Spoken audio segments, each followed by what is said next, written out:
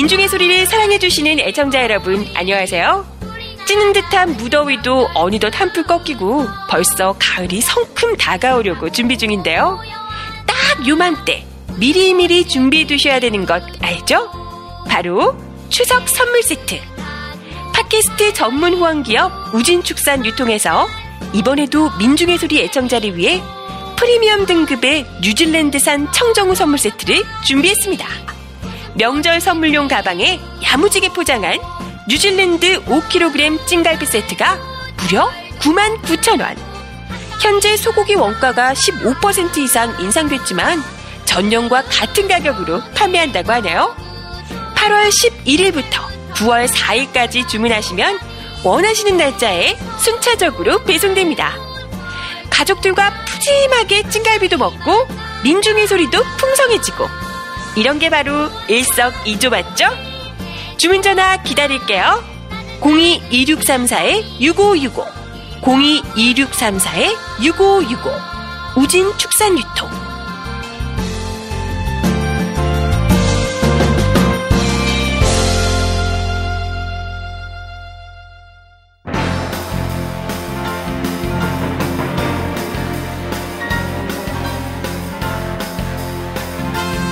강명길의 다시 듣는 한국 현대사.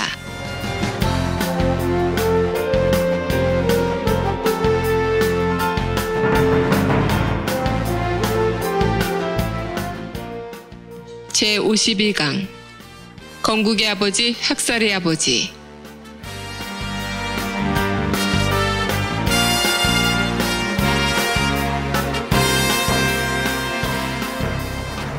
학생 여러분 안녕하세요. 일베를 감동시키는 교육방송 닥터강의 다시 듣는 한국현대사 아나운서 정혜림입니다. 본 방송은 박세길의 다시 쓰는 한국현대사와 서울대학교 출판부의 한국사 특강, 그리고 고등학교 한국사 교과서를 토대로 진행됩니다. 오늘도 닥터강 강명길 선생님 나오셨습니다. 안녕하세요. 안녕하세요. 강명길입니다. 네, 한 주간 잘 지내셨죠? 예, 한 주간 잘 지냈는데. 네, 저희가 원래 그 다제사가요 월요일 날 업데이트가 되는데 지난주에 한 주 좀 늦어졌어요. 그래서 조금 늦게 업데이트가 될 것 같습니다.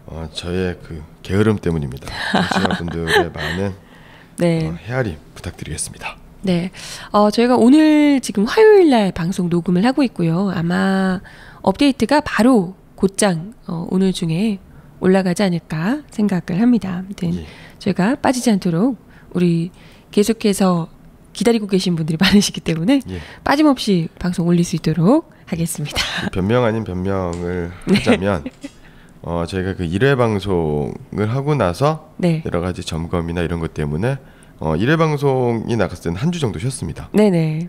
그리고 나서는 한 번도 쉼 없이 그럼요. 달렸다라는 저희가 거죠. 1년이 훌쩍 넘게 방송을 진행하는데요. 그 부분을 좀 감안해 주시면 너그러워지시지 않을까 생각이 듭니다. 알겠습니다. 오늘이 지금 방송을 진행하는 날이 8월 26일인데요.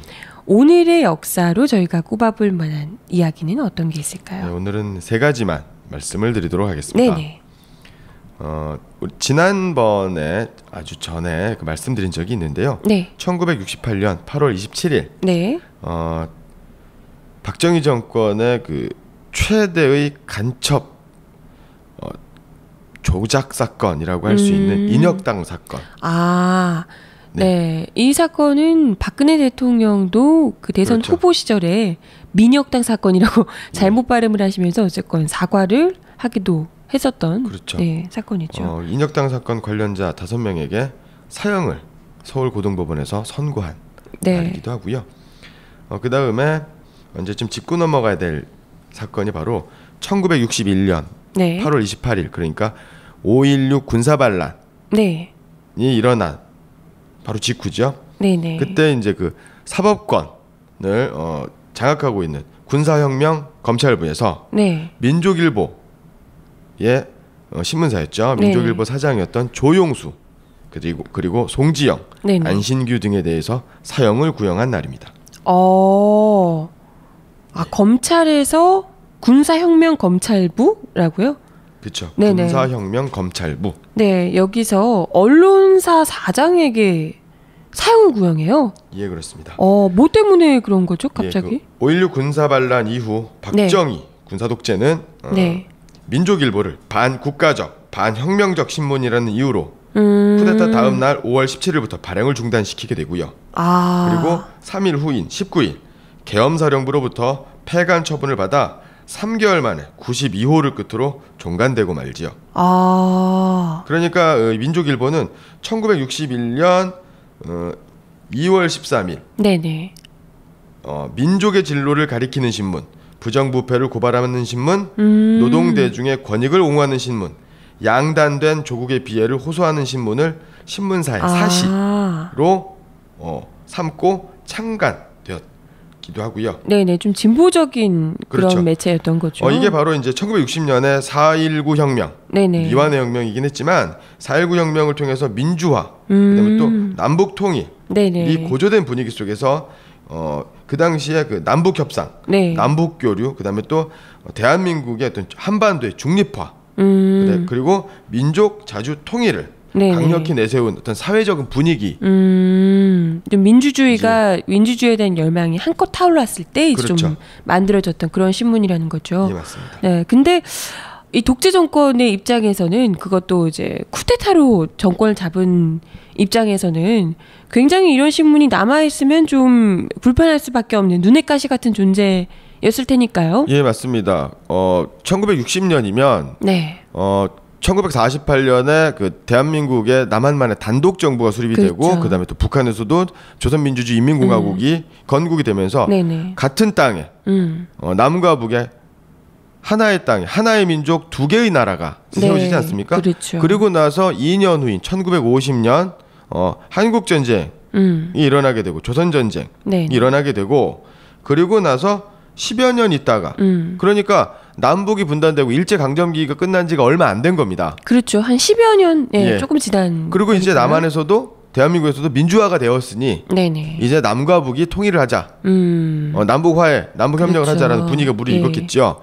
그런데 그런 상황에서 박정희는 바로 어떤 사람입니까? 친일파 장교였죠. 그렇죠. 광복과 동시에 일자리를 잃은 사람 아닙니까? 네. 친일파 장교였기 때문에 그렇기 때문에 남북 통일을 바라지 않았던 반통일 세력이었던 거고요. 네네. 그래서 아까 말씀드렸었던 군사혁명 검찰부에서는 특수범죄 처벌에 관한 특별법 위반 혐의로 민족일보의 발행인 조용수 사장 네. 및 간부들을 혁명 재판에 회부하게 되는 거고요. 그 네. 죄목은 더욱 황당합니다. 어떤 건데요? 공산당의 자금으로 신문을 발행함으로써 헐. 특수 반국가 행위에 해당하는 활동을 했다. 네. 인혁당과 거의 비슷하네요. 예. 그렇죠. 일단 뭐 눈엣 가시 같은 존재들을 일단 뭐 무조건 그런 식으로 종북몰이를 해서 사형까지 하게 만드는. 네. 그래서 10월 30일 날 사형 3명, 그다음에 징역 5년에서 15년, 징역형이 5명, 무죄 5명 이 판결이 확정되고요. 네네. 그 당시 박정희는 그 국가재건 최고회의의 의장이었죠. 국가재건 최고회의 박정희의 사형 확인, 그러니까 서명한 거죠. 네. 결재한 다음 날, 바로 12월 21일 날, 그 다음 날 바로 사형이 집행되는 거죠. 그러면 유신 정권 시절에 실제로 인혁당 사건 말고도 굉장히 희생된 사람들이 많네요. 억울하게. 그럼요. 무슨 뭐 동백림 사건, 항림 사건, 뭐 난민전 사건, 네네. 뭐 이렇게 굉장히 많습니다. 네. 그리고 그때 조용수 사장의 나이가 32살이었습니다. 굉장히 젊은 나이에. 예.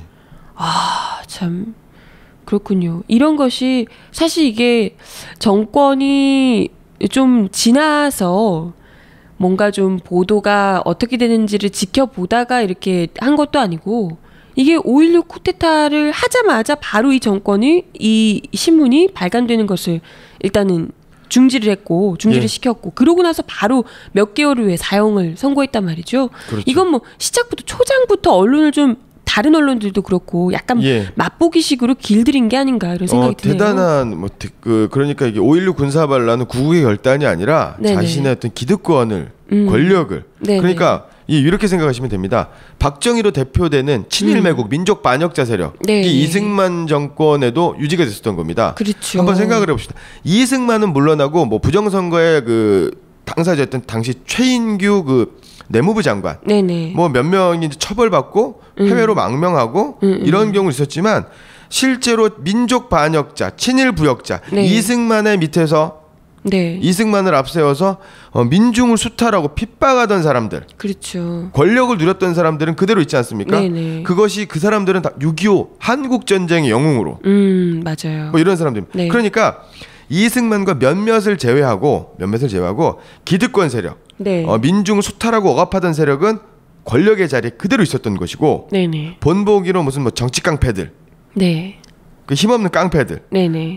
그런 사람들. 그 다음에 권력의 핵심이 아니었던 사람들. 네. 그래서 깡패들이 뭐 힘이 없는 사람들이라는 게 아니라 네. 그 권력의 핵심부에 있었던 사람에 비해서 네. 상대적으로 소외됐던 사람들이죠. 그러니까 이런 힘이 없는 사람들에 대한 처단과 숙청, 그래서 보여주기를 하게 되는 거고. 네. 그러니까 뭐 일종의 꼬리 자르기식으로 몇몇 그러니까 수족을 좀 잘라내는 정도로 이렇게 그렇죠. 했다는 거죠. 예. 네. 그러고 나서 박정희가 친일파가 민족 반역자가 권력을 잡게 되니까 네. 당연히 민족 반역자의 선후배들이 쫙 그냥 그렇죠. 백선엽 뭐 이런 사람들이죠. 예, 네. 맞습니다.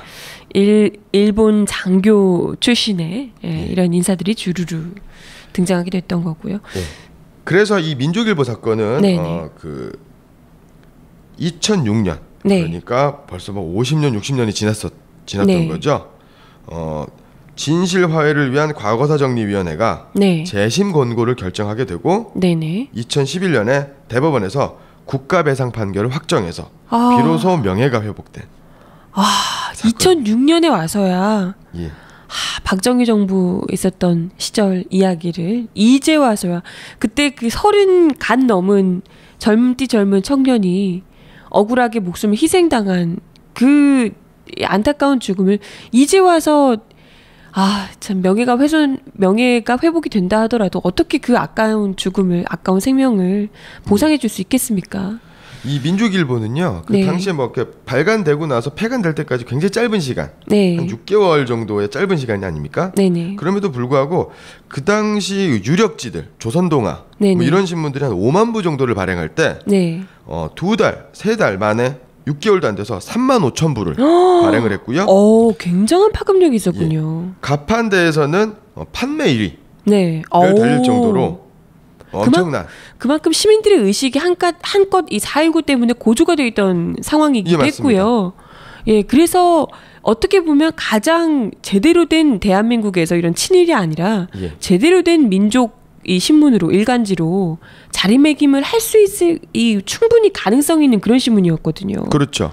그렇군요. 요 사건을 빗대어서 그 네. 소설가 몇 해 전에 이제 돌아가셨던 이청준 선생님. 네.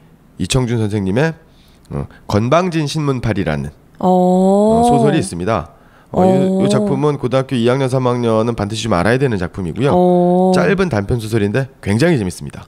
이게 이제 그 사건을 가지고 선생님이 그렇죠. 그렇다고 해서 뭐 그 언론에 대한 군사 정권의 언론 탄압에 대해서 노골적으로 비판하거나 이런 작품은 아닌데 좀 빗대어서 신문팔이의 어떤 일상생활을 빗대어서 우화적으로, 우의적으로 이제 빗대어 비판한 소설이다. 라고 말씀드릴 수 있을 겁니다.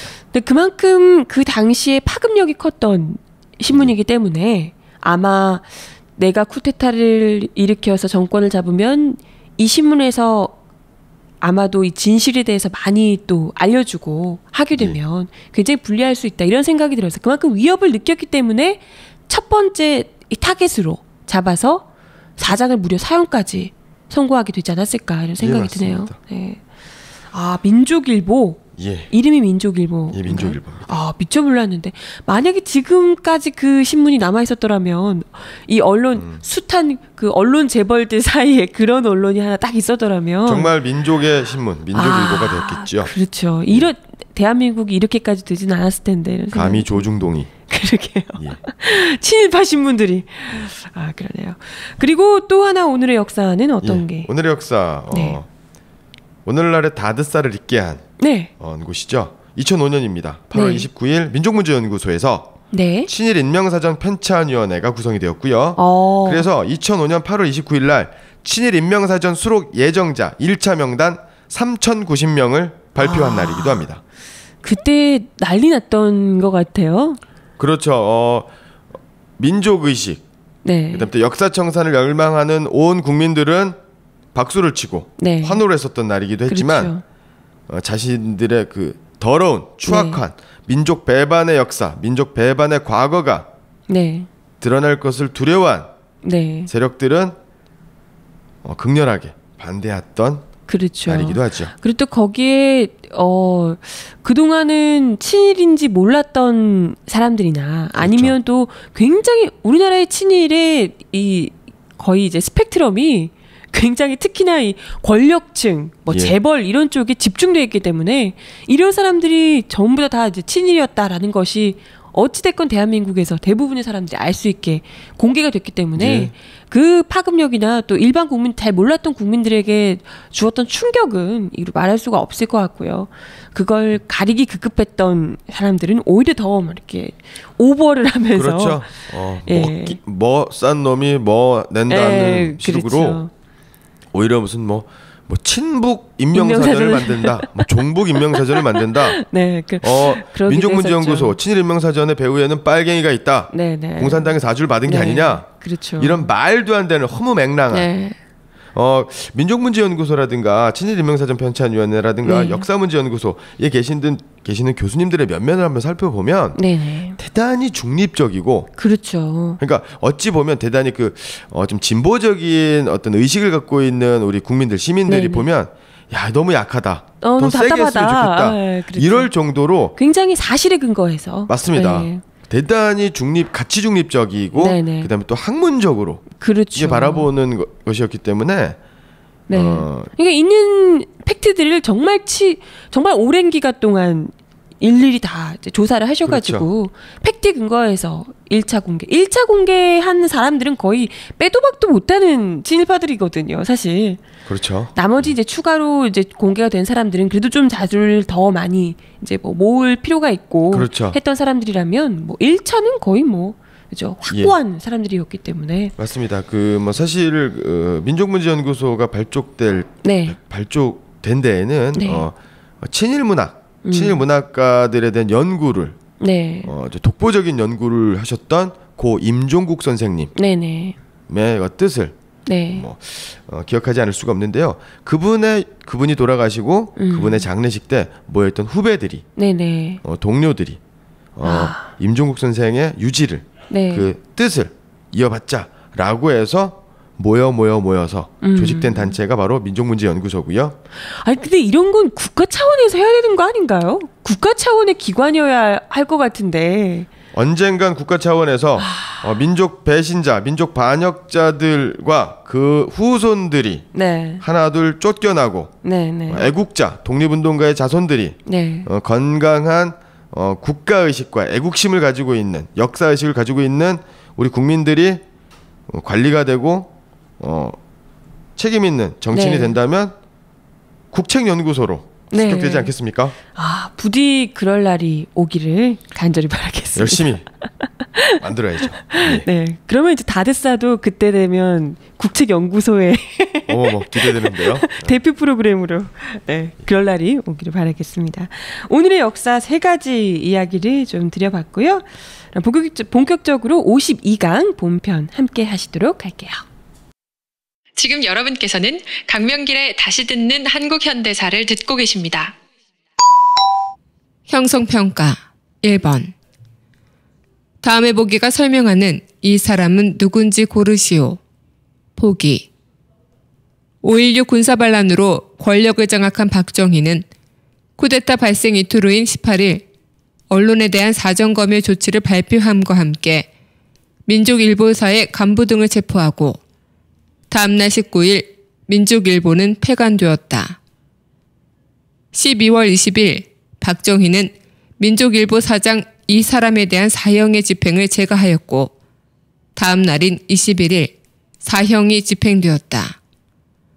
한편 당시 유일한 공채기자 이수병은 후일 인혁당 사건으로 형장의 이슬로 사라졌다.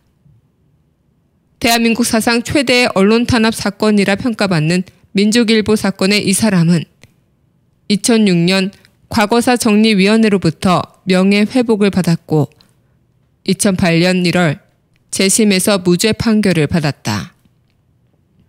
1. 윤창중 2. 문창극 3. 박영선 4. 김한계 5. 조용수. 네, 제 52강 건국의 아버지, 학살의 아버지 편을 함께 하시겠습니다. 제목이 굉장히 무시무시한데요. 학살의 아버지. 학살의 아버지. 네, 지난주에 사실 저희가 6.25 이 한국전쟁 이야기를 다루면서요. 이제 한국전쟁 초반 어떻게 시작되었는지, 그리고 그 초반에 전쟁이 발발했을 때 이승만 정부가 어떠한 태도를 취했는지, 가만히 있으라라고 서울 시민들에게 방송을 하면서 본인은 누구보다 먼저 대전으로 피신을 했더라. 더 멀리 내려갔다가 대전으로 다시 올라왔죠. 네, 그랬더라라는 이야기. 그리고 그 따라서 뒤늦게 피난을 하던 서울 시민들이 다리를 넘어서 피난을 하다가 다짜고짜 사람들이 분명히 있음에도 불구하고 무조건 다리를 폭발하는 지시가 내려져서 이게 이승만 정부로부터 그렇죠. 네, 그래서 한강다리를 폭파하면서 수백 수천의 사망자와 부상자가 발생했죠. 그러면서 아예 또 다리가 폭발했으니까 건너오지 못한 서울 시민들도 있었을 테고요. 국군까지. 그렇죠. 국군들도 그렇고 굉장히 곤혹스러운 상황에 처했을 것 같아요. 또 사실 따지고 보면 남아 계시던 분들은 이승만 정부에서 남아서 기다리라고 했잖아요. 남아서 그렇죠. 우리 국군이 잘 싸우고 있으니까 기다리세요. 가만히 있으세요라고 얘기를 했는데 정부의 지침에 되게 충실했었던 거죠. 네, 이렇게 말 잘 듣는 서울 시민들은 난데없이 이승만 정부는 알고 보니 다 떠나고 났고, 그리고 인민군이 쳐들어온 상태고 굉장히 좀 곤혹스러울 수밖에 없었을 것 같아요. 예, 맞습니다. 그러니까 이제 1950년 전면적 남북한의 전면전이 일어난 것이 바로 이제 1950년 6월 25일 새벽이었죠. 그리고 나서 순식간에 마파람에 개눈 감추듯 이승만 정부는 도망을 하게 됩니다. 그렇죠. 수원으로 대전으로 도망을 하게 되고요.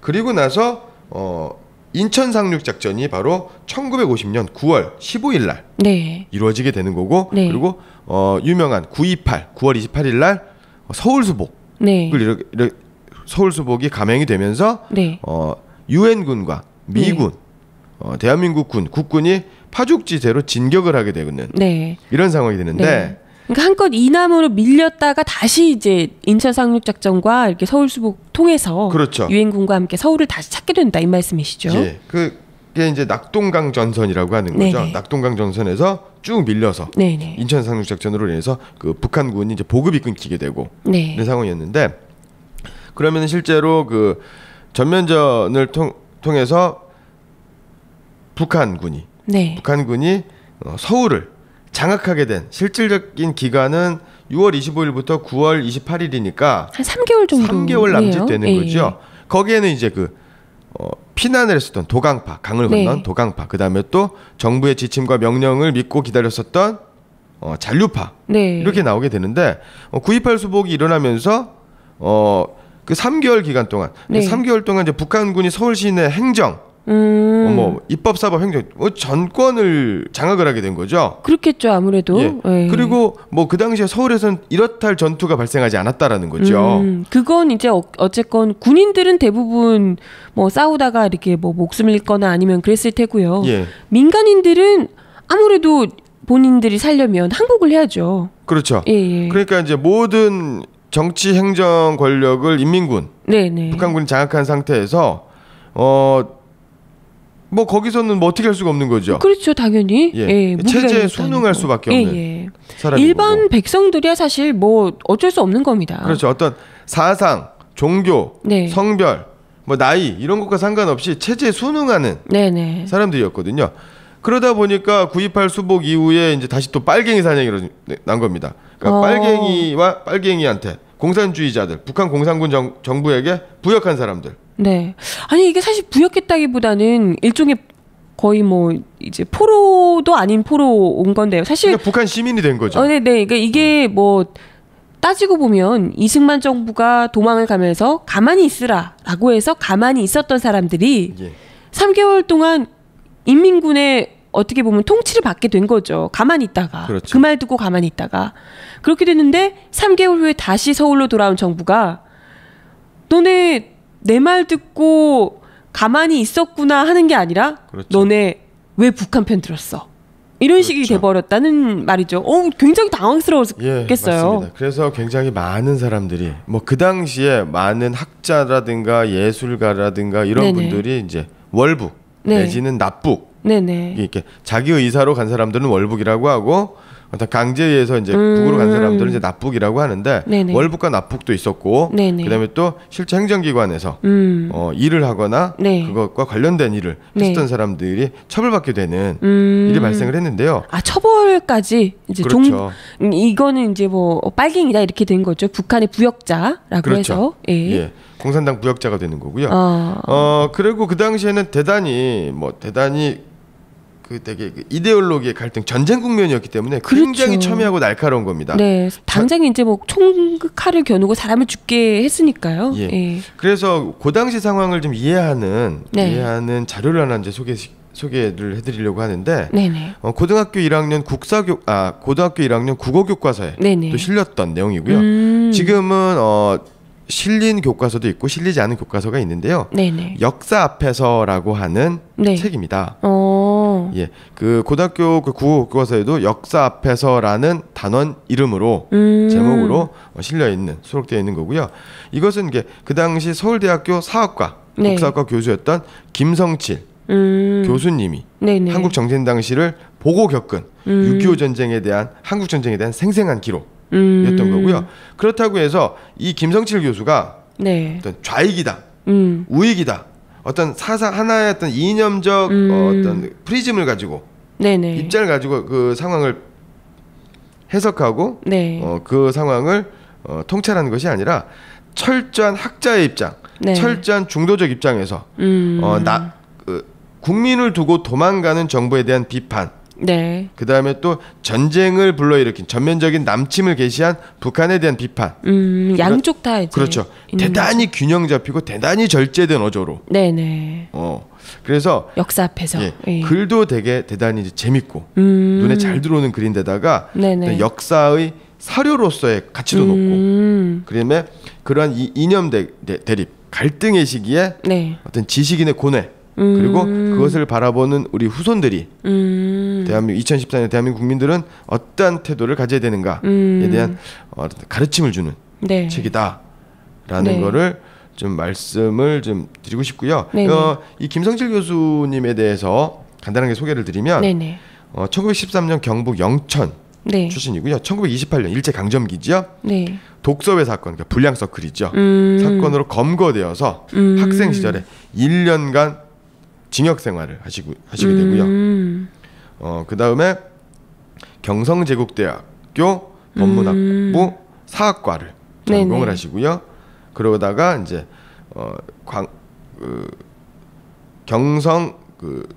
경성제국대학교 후신이 바로 이제 서울대학교 아닙니까? 네네네. 서울대학교의 조교수로 취임을 하셨고요. 예, 그런 학자 이렇게 보시면 될 겁니다. 네. 근데 이 책에서는 6.25에 대해서 좀 아까 이야기했던 좀 균형적인 시각으로 다루고 있다고 하셨는데요. 예. 여기서도 어찌됐건 이런 이승만 정부가 서울 시민들을 버리고 떠난 것, 그리고 또 남아있던 시민들이 겪게 된 고초 뭐 이런 것들을 잘 좀 다루고 있는 건가요? 예, 제가 한 일부분을 네네. 한 대목을 읽어드리겠습니다. 1950년 10월 16일의 일기입니다. 네. 그러니까 이제 9.28 수복이 된 거죠. 네네. 인공국 시절에, 그러니까 인공국이라는 건 인민공화국, 그러니까 북한이 이제 점령했던 시기에 계속 남진 중이라는 말이 웃음거리로 유행하더니, 그러니까 인민공화국에서도 이제 수세에 몰렸음에도 불구하고 자기들이 계속 이기고 있다. 똑같네요. 하는 게. 거짓 선전을 하는 거죠. 이런 말이 웃음거리로 유행하더니 지금은 남하라는 말이 세도가 당당하게 씌워지고 있다. 그러니까 각 남쪽 정부하고 북쪽 정부가 거짓 선전을 하고 있다는 거죠. 지난 6월 27일 6.25 한국전쟁 발발했을 때 우리는 중앙청에서 평상시와 다름없이 이를 보고 있으며 우리 군은 이미 의정부를 탈환하고 도처에서 적을 격파하여 적은 전면적으로 패주하고 있는 중이니 서울 시민은 안심하라. 직장을 사수하라. 하고 목이 매도록 거듭 되풀이하여 방송하는 사이에 정부는 남하하고 네. 어리석고도 멍청한 많은 시민, 서울 시민의 99% 이상입니다. 정부의 말만 믿고 직장 혹은 가정을 사수하다가 갑자기 적군을 맞이하여 90일 동안 굶주리고 천대받고 밤낮 없이 생명의 위협에 떨다가 천행으로 목숨을 부지하여 눈물과 감격으로 국군과 유엔군의 입성을 맞이하니 뜻밖의 남하한 도망간 사람들이죠. 네. 애국자들이 호령이 추상 같아서 정부를 따라 남아한 우리들만이 애국자이고 한몰지구에 그대로 남아있는 너희들은 모두가 불순분자이다. 헐. 라고 하니 고금천에 이런 억울한 노릇이 또 어디 있는가? 참 그러게 말이에요. 어떻게 이럴 수가. 버림받은 백성이 오히려 더 분개해야 될 일인데. 예. 참 지금의 이 지도자들과 똑같다 이런 생각이 드네요. 가만히 있으라. 예. 그래서 우리 김성칠 선생님의 역사 앞에서라는 책. 네, 한 포쯤 읽어보시면 좋을 것 같아요. 집에 한 권 두시고 천천히 네. 깊은 뜻을 헤아리면서 읽으면 굉장히 많은 네. 감동과 교훈, 도움이 될 것이라 생각합니다. 이게 또 이제 뭐 아까 이야기하셨지만 어떤 뭐 이념이나 이런 것과는 상관없이 정말 철저히 이 시민의 입장에서 전쟁을 직접 몸으로 겪은 시민의 입장에서 또 써주신 거라서요. 아마 좀 더 생생하게 경험하실 수가 있을 것 같다 생각이 드네요. 예. 근데 이래서 이렇게 이제 뭐 서울에 남아 있다가 난데없이 이제 인민군의 뭐랄까요 통치를 받게 되기도 하고 그러다가 억울하게 또 무슨 종북 세력인 것처럼 빨갱이인 그렇죠. 것처럼 몰려서 죽게 되기도 하고 뭐 그렇게 돼서 이 제목이 지금 오늘 학살의 아버지 이렇게 잡으신 건가요? 아닙니다. 아니에요? 이 얘기는 이거는 뭐 아무것도 아닙니다. 그래요? 심각한 우리 청취자분들 중에서도 모르고 계신 분들 굉장히 많을 겁니다. 네네. 건국의 아버지라고 하면 우리가 이제 이승만 대통령을 굉장히 좀 이렇게 띄워주고 싶어하는 분들이 이렇게 건국의 아버지라고 부르는데 바로 그 양반이죠. 네. 그게 아니라 사실은 학살의 아버지였다라는 뜻인 것 같습니다. 정말로 학살의 아버지가 맞는지 건국의 아버지가 맞는지 지금부터 하는 말씀을 잘 주의 깊게 엄정하게 판단해 주시기를 바랍니다. 네. 이게 지금 시기적으로는 이제 6.25를 전후해서 그렇죠. 한국 전쟁 직전이니까 뭐 두세 달 전이 아니라요. 일주일, 2주일 전. 그 다음에 한국 전쟁이 발발한 개전 초기까지. 네네. 그러니까 1950년 6월 25일을 기점으로 플러스 마이너스 한 달 이내, 2주 이내에 있었던 일들을 중심적으로 말씀드리는 겁니다. 아니 그러면 전쟁 때는 사실 사람이 죽어도 뭐 이렇게 적군에 의해서 죽거나 이런 걸 생각하게 되는데요. 그게 아니라 자체적으로 적군과의 교전에 의해서 사망한 걸 전사라고 하죠. 전사라고 하는데 이제 그런 건 아니고요. 민간인, 양민에 대한 학살이 자행되었다. 그것도 정부에서 양민을 학살했다 이 말씀이신데요. 그러면은 이제 그 본격적으로 말씀을 드리기 전에 기본적으로 한국 전쟁은 어떠한 시기적 순서로 있는지 간단하게 좀 말씀드리면요. 1949년에 북한과 소련은 조소 군사 비밀 협정을 체결을 하게 되고요. 그리고 남한에서는 주한미군이 철수를 하게 됩니다. 그러면서 이런 과정에서 아까 말씀드렸었던 그런 과정에서 의도된 남침이냐, 그리고 뭐 에치슨 라인, 그 방위선, 아시아 태평양 방위선에서 한반도가 제외되면서 뭐 이런 이야기는 지난번에 말씀드렸고요. 그리고 1950년 6월 23일 전면전이 발발하기 이틀 전에 국군은 비상경계령을 해제합니다. 그리고 병력의 3분의 1 이상이 외박을 하게 되는 거죠. 이것도 이제 왜 그랬을까요? 의도된 남침을 유도했다라고 하는데 하나의 근거로 사용되기도 한다라는 거죠. 그러니까 굉장히 이제 어찌됐건 좀 조금씩 마찰이 굉장히 많던 시기인데 갑자기 난데없이 좀 위험한 시기 전군이 태세를 갖춰도 모자랄 판에 갑자기 3분의 1 이상이 그러니까 절반에 가까운 인원이 외출을 갔다라는 거죠. 이해하기는 좀 어렵네요, 상식적으로. 그리고 뭐 이제 그 장성들, 고위 지휘관들은 군인 클럽, 장교 클럽에서 아주 흥건한 네. 파티를 벌이기도 했었고요. 네네. 예, 이렇게 된 거고요. 그래서 1950년 6월 25일 전면전이 네. 시작이 됐었던 거고요. 1950년 6월 27일 이틀 있다가 유엔 안보리가 네. 안전보장이사회가 열리게 되고 그리고 9월 15일 전까지는 파죽지세로 밀립니다. 네. 파죽지세로 북한군이 내려오게 되는 거죠. 그래서 그 유명한 낙동강 전선 형성이 되기도 하는 거고요.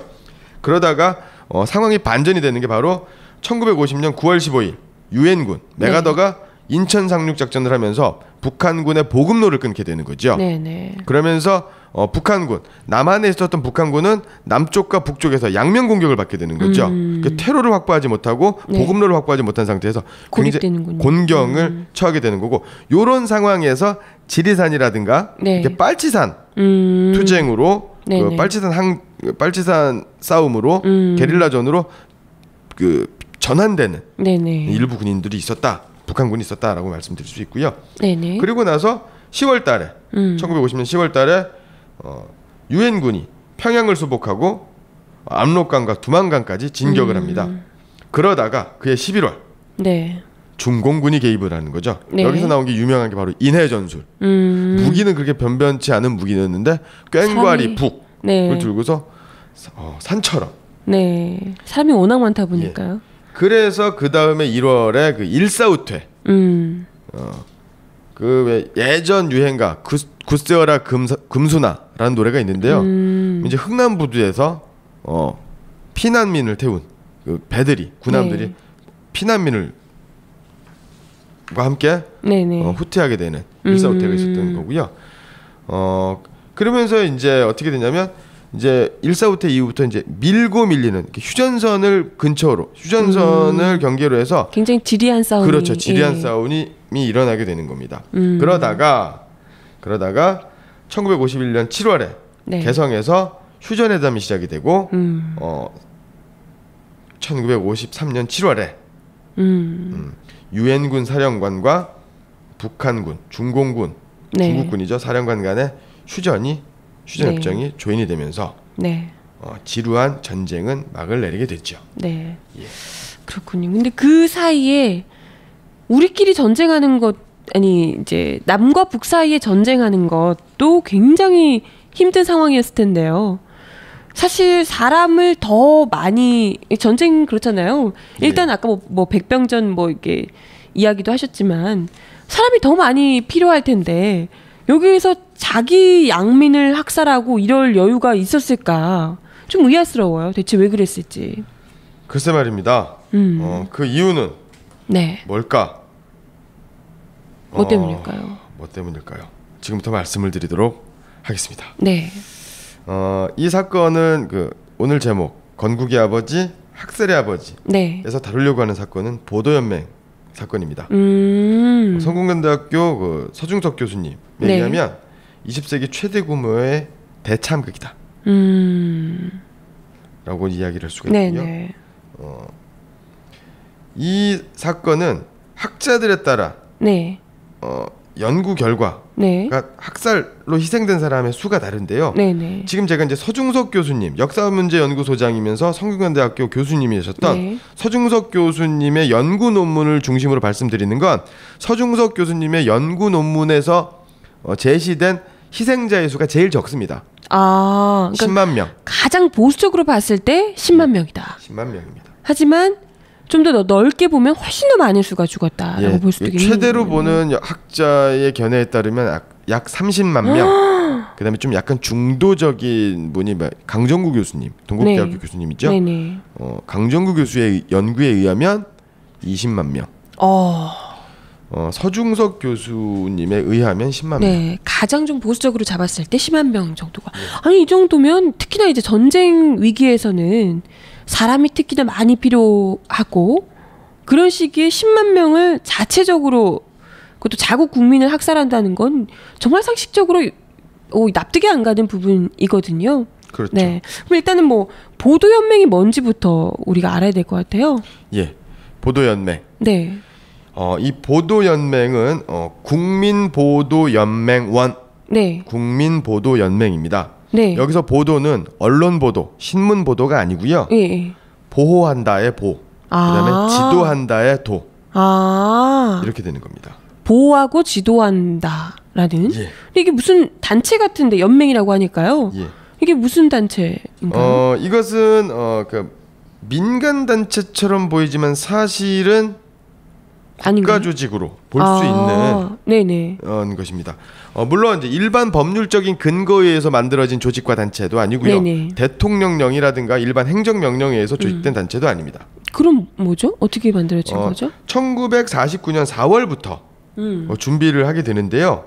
그래서 1945년 4월부터 준비를 해서 1949년 6월 5일, 그러니까 한국전쟁 1년 전이죠. 네네. 에 발족한 이 국민보도연맹은 오제도, 선우종원, 네.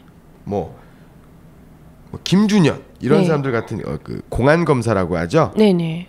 요즘은 공안 검사인데 옛날에는 사상계 검사가 네네. 주도해서 협의해서 만든 단체였습니다. 어. 그런데 그러니까 그 협의해서 만든 단체니까 검사가 만들었다 하더라도 네. 어떤 법령이라든가 어떤 조직 뭐 정부 조직 체계에 있는 단체는 아니에요. 네네네. 그러니까 민간 단체의 성격인데 네네. 그런데 이 6월 5일 보도연맹 결성식에 내무부 장관이 훈시도 한 거고요. 네. 이 시점을 좀 봐야 됩니다. 6월 5일 날 보도연맹이 결성이 됐습니다. 네. 그러면 무엇을 보호하고 무엇을 지도하느냐? 사상, 그러니까 좌익 계열의 네. 사상범들을 네. 혹은 혐의자들을 용의자들을 네. 의심받는 사람들을 네. 모아서 전향을 시키는 겁니다. 반성문을 쓰게 하는 거죠. 너 보도연맹 가입 안 해? 너 그럼 계속 빨갱이로 살 거지? 너 공산주의자지? 그럼 너 매운맛 좀 봐야겠어. 이런 식으로 해서 만든 조직입니다. 그러면 이제 자진납세해라 너네. 그렇죠. 안 그러면 너네 힘들 거다. 예. 우리가 전향시켜주마. 설득시켜주마. 이러면서 이제 자체적으로 그때만 해도 아직까지 이제 좀 사회주의 계열의 우리 이제 민족들이 굉장히 민중들이 많이 남아있던 상황에서 예. 어떻게 보면 좀 사실 그때는 뭐 이념의 문제 이런 게 뭐 짙었다기보다는 그냥 뭐 그 전까지만 해도 많은 우리 독립운동하고 하시던 분들에 의해서 좀 사회주의 계열의 이 분들이 굉장히 많이 계셨던 보다 더 인기가 많았던 상황이었다는 거 여러분들 예. 알고 계실 겁니다. 그런 상황에서 이분들을 그렇죠. 그것도 공안 검사와 정부 조직이 함께 주도해서 만든 이 조직에서 예. 그런 사람들을 다 미리 이제 끌어왔다는 거죠. 관리하는 거죠. 관리를 불온한 네, 네, 사람들을 네. 사상이 그것도 이상한데. 예. 그러니까 아까 말씀드렸던 것처럼 이 보도연맹이 결성된 시점 전후에 어떤 일이 있었는지를 다시 네. 한번 말씀드리겠습니다. 뭐 전편에서 다 말씀드렸던 건데요. 네네. 1949년 6월 네.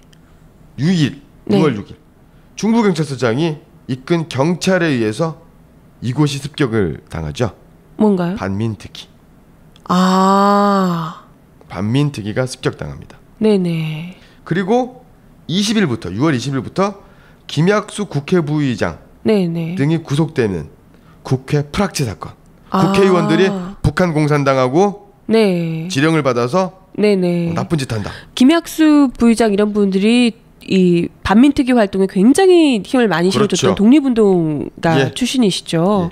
이런 분들이 빨갱이다 알고 보면 하는 식으로 이제 조작하는 사건이 일어났던 그런 예. 때라는 거죠. 맞습니다. 그리고 6월 26일 날 네. 김구 선생께서 암살당하시죠. 그렇군요. 예, 그런 분위기가 대충 느껴지시는 네. 거죠. 그리고 그 이전에 정판산 사건, 조선공산당 사건, 네네. 그리고 그 이전에 4.3항쟁, 네. 그다음에 여순 사건 네네. 일어나게 되는 거죠. 그런 사건들이 일어나는 가운데 예, 이 지금 종북 세력들, 그러니까 좀 그렇죠. 좌파 세력들을 교육시키겠다며, 예, 교화를 시키겠다며 정부 조직과 공안 검사들이 직접 연맹을 만든 겁니다. 보도 연맹을. 그래서 직접적으로는 대개 이제 1949년 초 네. 또는 3, 4월 경부터 마련됐던 것이 네, 준비됐던 것이 6월 달에 반 이승만 세력에 대한 총공세 형태로 나타나는 거죠. 이승만을 반대하는 세력에 대한 공세. 그러니까 종북몰이, 네, 빨갱이 네. 사냥이 이루어지게 되는 거고. 네네. 그 대표적인 게 바로 이제 그 2년 전, 3년 전에 있었던 신탁반탁 신탁, 네. 찬탁, 반탁 아닙니까? 그렇죠. 그러면서 반탁을 하는 것이야말로 애국이고, 애국은 곧 반공이고, 찬탁을 하는 것이야말로 빨갱이다, 그쵸. 내국이다. 네네. 뭐 이런 것. 네. 그런 논리를 펼쳐가게 되는 거죠. 그 프레임에 김구 선생님이 엮여든 거죠. 그렇죠. 예. 네네. 이렇게 됐던 거고요. 그래서 이승만 정권은 여순 사건, 그러니까 4.3 사건, 네. 이때부터 민족주의자와 좌익 등, 그러니까 민족주의자는 이승만의 적이 되는 거예요. 네네.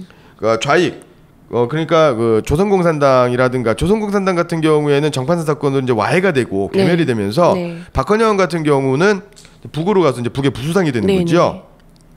그리고 여운형 선생님을 중심으로 했었던 이제 근로인민당이 만들어졌던 거고, 근데 여운형 선생님도 암살당하는 거고. 그렇죠. 김구 선생님도 또 암살당하시고. 그렇죠. 근데 사실 여운형 선생님을 엄밀하게 말하면 이게 사회주의자다. 네. 이렇게 뒤집어 볼 수 있습니다. 왜 건국동맹이라든가 건국준비위원회가 만들어졌을 때, 그 일본의 그 조선총독이 엔도 정무총감이 여운형 선생을 만나서 그렇죠. 권력을 이양하려고 했단 말이에요. 네, 이야기를 하셨죠. 그러면 여기서 우리가 두 가지를 한번 생각해 볼 필요가 있습니다. 정말 격렬한 민족주의자 독립운동가라면 그 사람 여운형 선생님이 그 사람에게 정무총감이라든가 조선총독부에서 권력을 맡겼겠습니까? 안 됐겠죠. 부담이 됐겠죠. 네. 어찌 자기가 보면 목이 달아날 수도 있는데. 어찌 보면 여운형 선생님은 그런 면에서 해석을 한다라고 하면 굉장히 그 극렬하고 대단히 헌신적인 어떤 독립운동가, 독립투사라고 보기는 어려워요. 어찌 보면 대단히 건전한, 온화한, 좀 중도적인, 현실적인, 현실주의자 같은, 현실적인 정치인 명망가라고 봐야 되는 거죠. 좀 어떻게 보면 이 민족주의적인 성향이 있으면서도 절대 이제 이 일본에 친일을 하지 않으시면서도 어떻게 보면 굉장히 현실적인 정치를 할 수 있는 인물, 정치가로 좀 얻어낼 것 얻어내면서 이제 해서 우리 민족의 독립을 이끌어낼 수 있는 만한 좀 정치력이 있으신 분, 이렇게 볼 수가 있는 거죠. 그러니까 그 의열투쟁, 대한민국 임시정부를 이끌었던 김구 선생님, 그다음에 또 항일 무장투쟁을 했었던 빨치산 투쟁을 했었던 북의 김일성, 그다음에 뭐 의열투쟁에 앞장섰던 약산 김홍봉 선생님과 좀 결이 다른.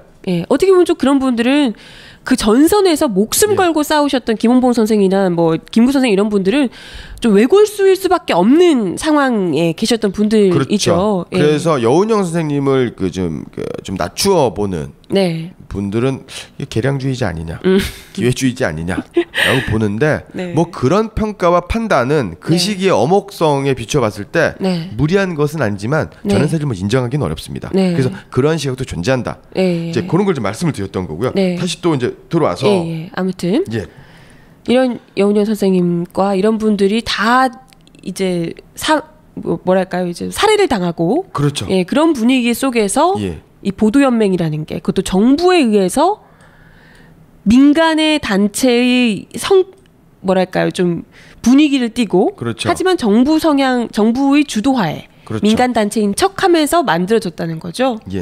그런데 또 한 가지 또 말씀드릴 사건이 있는데 1949년 9월 14일 날 목포 형무소 재소자 집단 탈옥 사건이 발생을 합니다.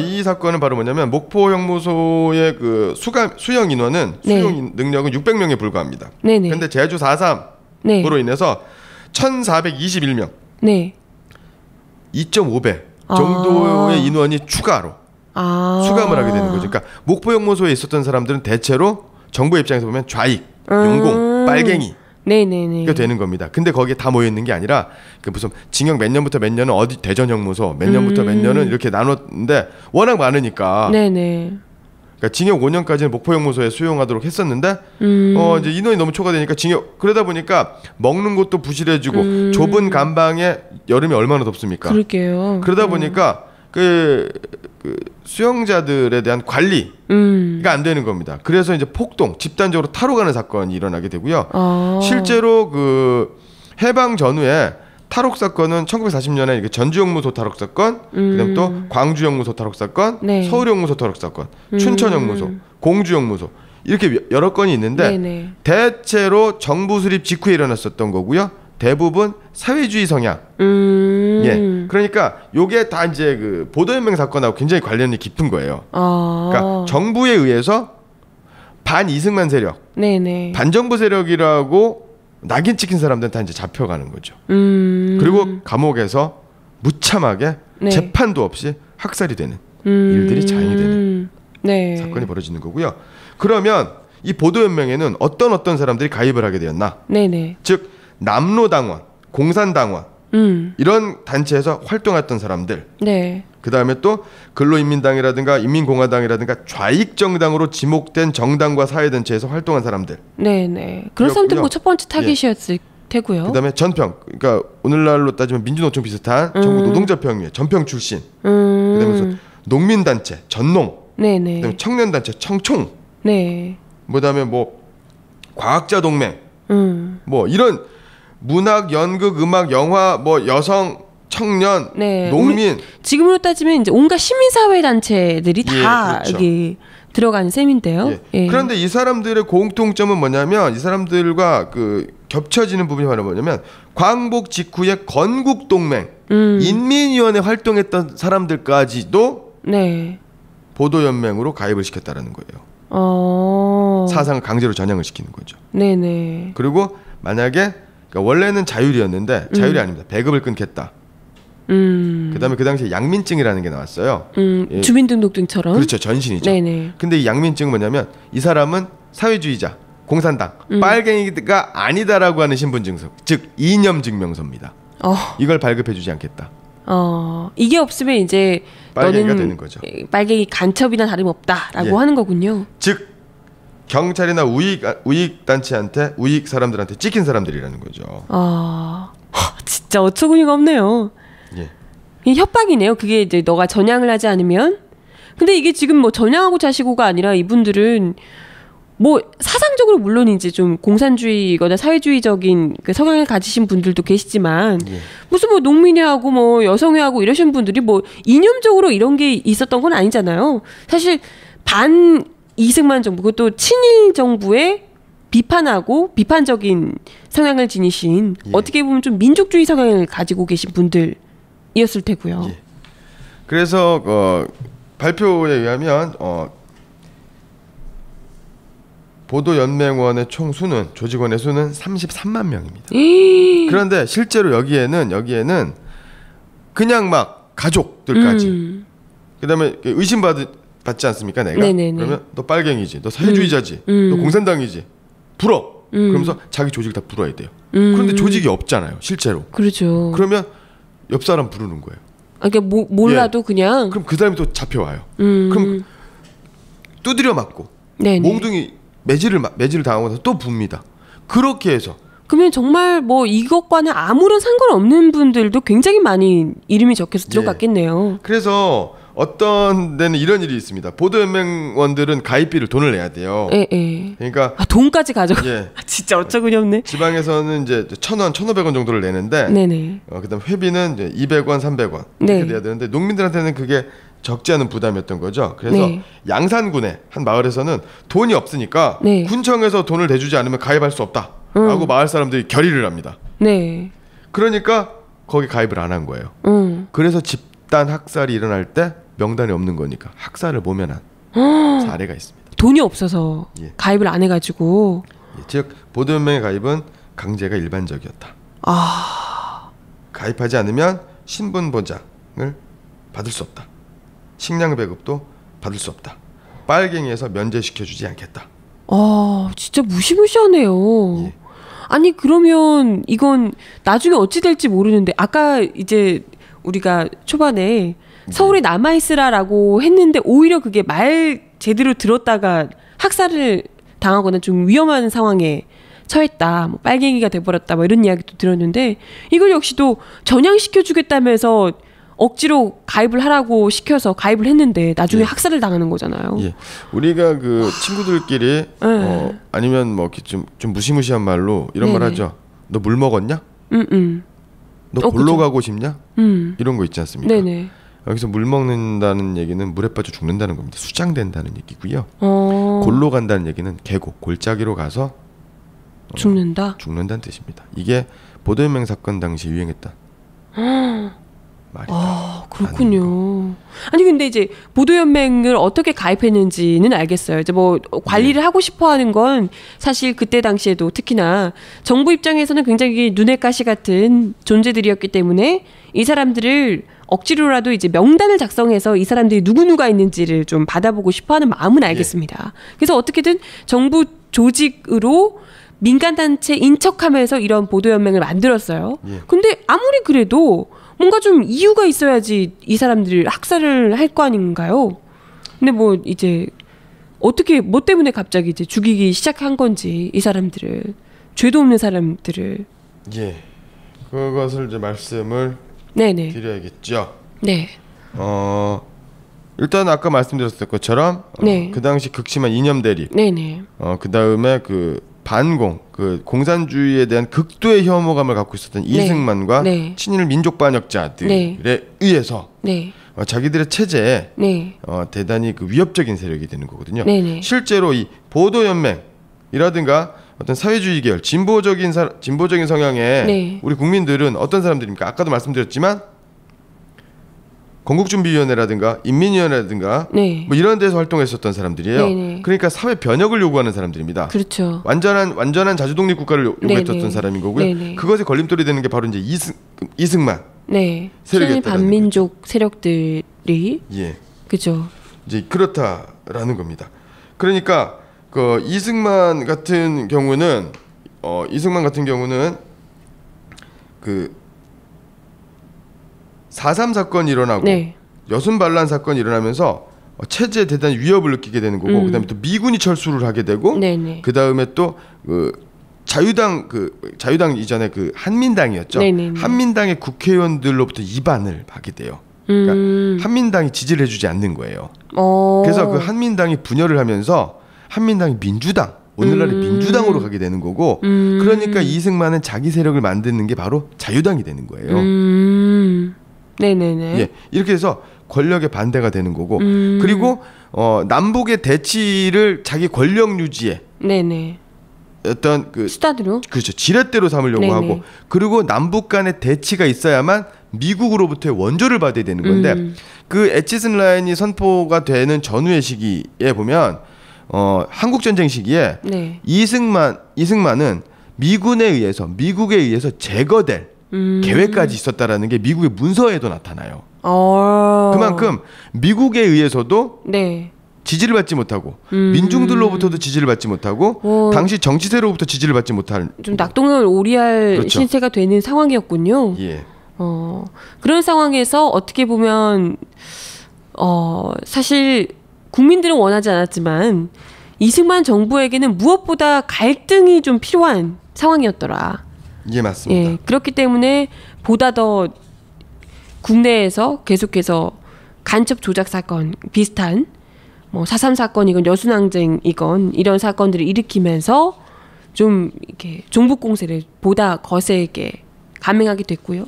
보도연맹까지 만들면서 분위기를 몰아간 거죠. 예. 네. 근데 그런데다가 이제 전쟁까지 발발하게 되면서 특히나 좀 어려워지게 됐을 것 같아요. 예. 네. 이 보도연맹에도 굉장히 유명한 사람들도 많이 네네. 있습니다. 우리 교과서에도 나와 있는 네. 3대 표본실의 청개구리. 염상섭. 예. 예. 염상섭 소설가죠. 네네. 보도연맹 연맹원입니다. 아 그래요?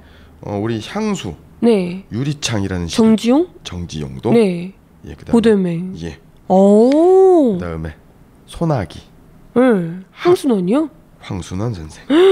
어머, 이런 분들이 다 보도연맹 가입했던. 김기림, 박태원, 이무영.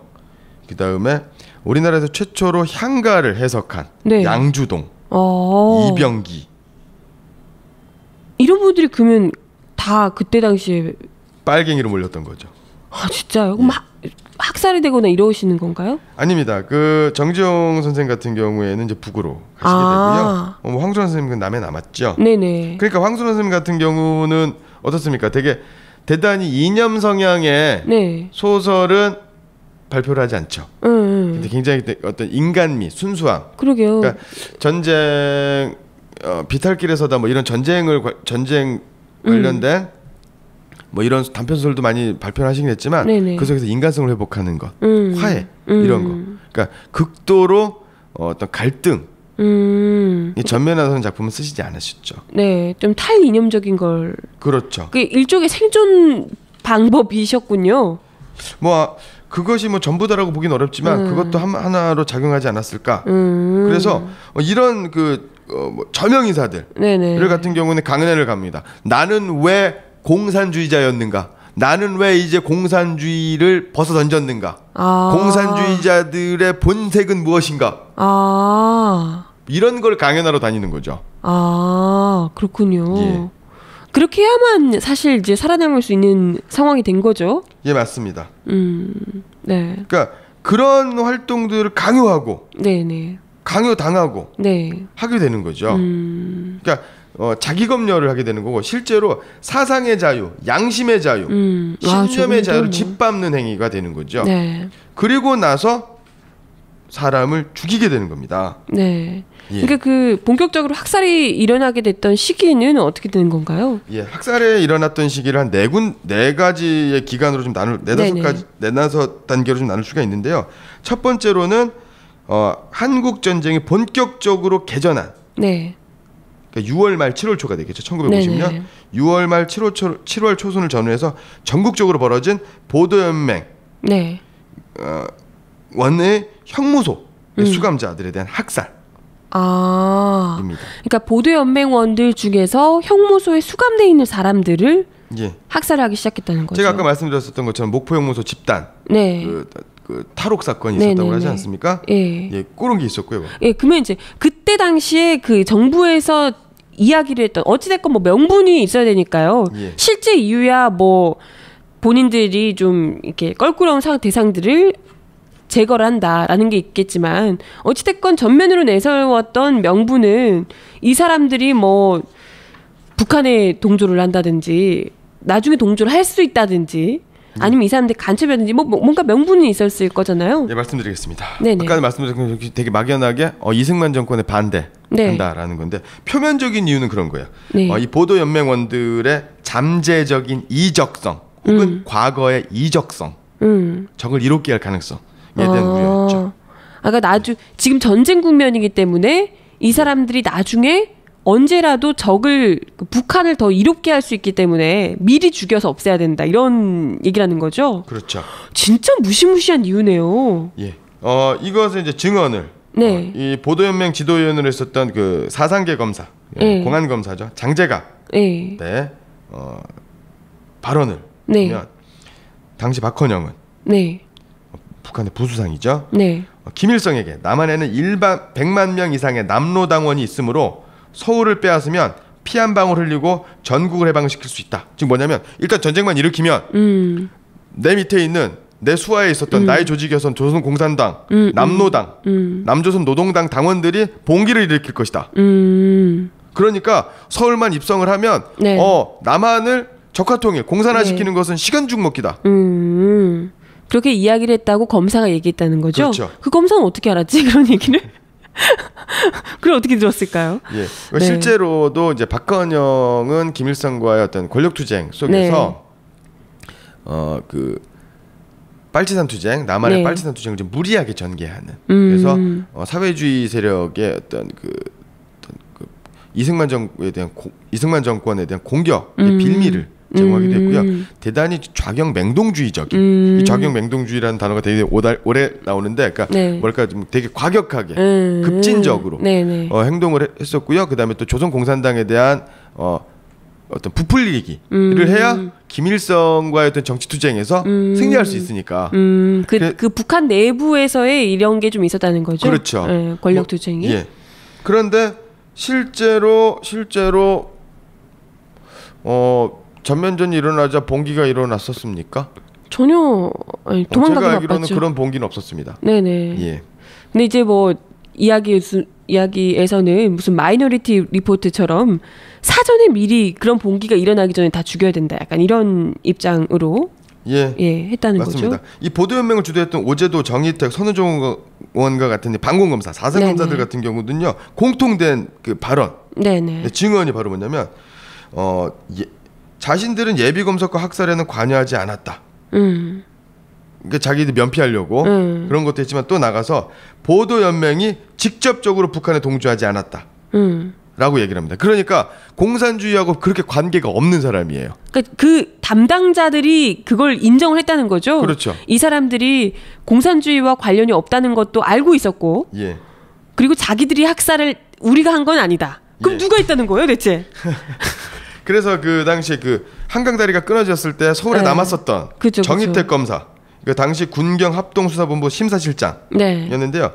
6.25 전에 나는 정보검사로 서울의 보도연맹을 지도하는 책임을 맡고 있었다. 6.25 1년 전쯤부터 전국적으로 조직돼 모두가 33만 명이나 됐고 서울에서만 16,800명이었다. 6.25가 터지자 일부 시민들이 피난을 떠나고 행정도 마비돼 갔지만 16,800명의 보도연맹원들은 일사불란하게 상부의 명령에 따라 자리를 지키고 있었다. 그러니까 체제에 순응한 거예요. 왜냐하면 여기서 내가 설사 사회주의적인 사상을 갖고 있다 하더라도 여기서 경거망동하게 되면 죽을 수도 있는 거죠. 그러니까 일사불란하게 움직이는 겁니다. 전쟁 시기에.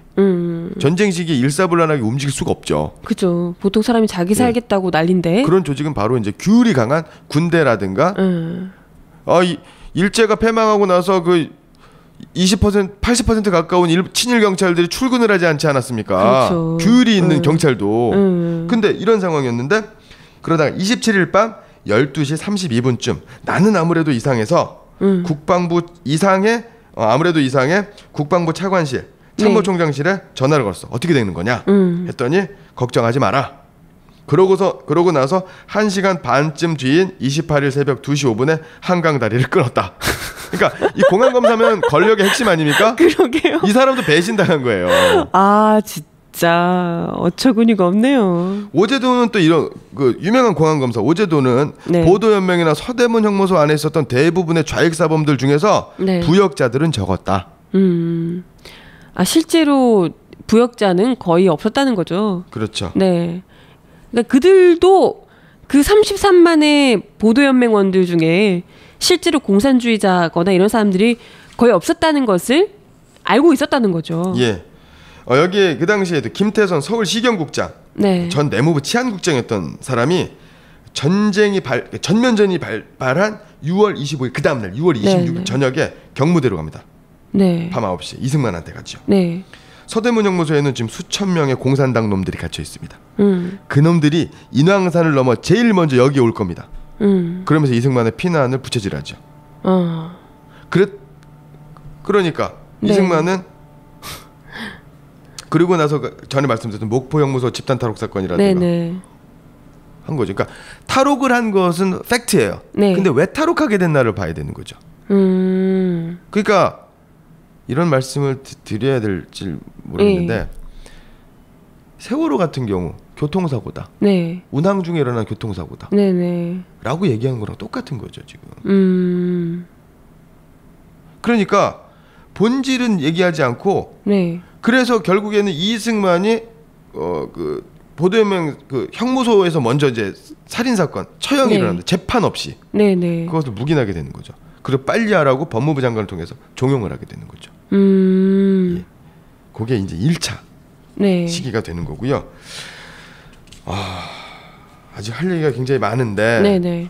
근데 이제 이런 게 뻔히 이승만 대통령 스스로도 보도연맹에 지금 가입돼 있는 사람들이 지금 담당해서 이 사람들을 책임지고 있던 담당 검사조차도 이 사람들이 뭐 직접적으로 북한에 동조하거나 공산주의자거나 뭐 이런 사람들이 아니라는 것을 알고 있었다는 거예요. 그렇죠. 그런 사람도 일부 있었고 대다수는 그런 것과 별로 관계가 없는 사람이라는 거죠. 물론 이제 일부 있었을 수 있겠죠. 하지만 대다수가 그런 사람이 아니라는 것을 담당 검사도 알고 있었고 그리고 이승만 대통령 역시도 모르는 게 아니었을 거란 말입니다.